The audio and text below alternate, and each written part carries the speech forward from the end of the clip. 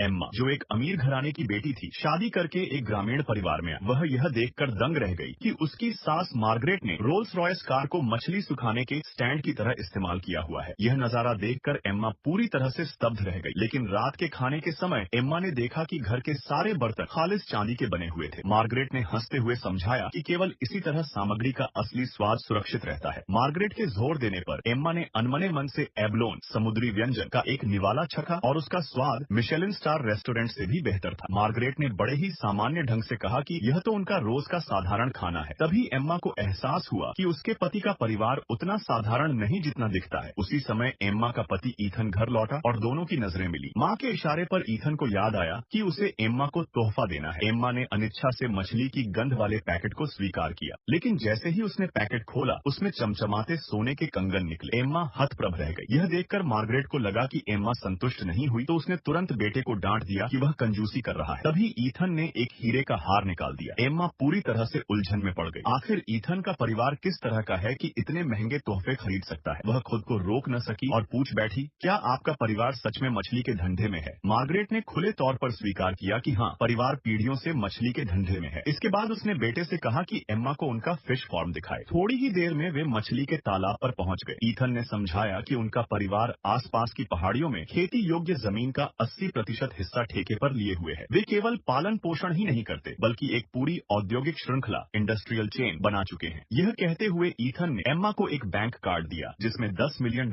उसकी जेब खर्ची के लिए थे। एम्मा को यकीन ही नहीं हुआ। तब ईथन ने समझाया कि उनका सालाना कारोबार $1 बिलियन से भी अधिक है। अगले दिन एम्मा खाना बांटने में व्यस्त थी। तभी ईथन ने अचानक उसे एक भव्य दावत में चलने को कहा। एम्मा को कपड़े बदलने तक का समय नहीं मिला। जैसे ही वह समारोह में पहुंची, एक अमीर महिला ने लोगों को एम्मा की तलाशी लेने भेजा, कहते हुए कि उसने शायद कुछ चोरी किया है। एम्मा ने कड़ा विरोध किया, लेकिन बगल में खड़ी लॉरा को पूरा यकीन था कि एम्मा कुछ छिपा रही है। बहस के दौरान अचानक एम्मा का हीरे का हार गिर पड़ा। यह देखते ही लॉरा दंग रह गई, क्योंकि वह हार